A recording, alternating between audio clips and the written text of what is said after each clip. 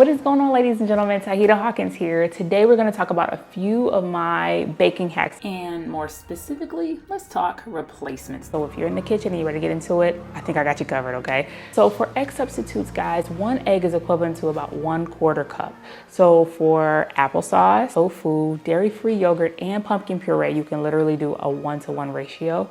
So just a 1/4 cup of those items will give you like a 1 egg replacement. Feel free to use Just Egg. That is a wonderful brand. That too only needs a 1/4 cup. You could also do half of a banana, just mash it up. Then the next one, you can do flax seeds, and you're gonna need about 1 tablespoon of flax seeds and 3 tablespoons of water. And you can do 1 tablespoon of vinegar and a 1/4 teaspoon of baking soda. That's got you guys covered for egg replacement. To quickly give you guys a testimonial, I absolutely love the applesauce substitute. I am not opposed to using the other ones, but I know that has worked wonders for my cupcakes and cakes. So if you happen to have nut allergies, or if you are cooking for someone who does, first thing being, you can use seeds. More specifically, pumpkin or sunflower is fine. You can use raisins, you can use dried cranberries, you can use chocolate chips. Also, rice cereal is a good one. Oatmeal's good. Lastly, I want to touch on gluten substitute. So naturally, you can go out and buy gluten-free flour, which gets the job done. If not, you can also use some other gluten-free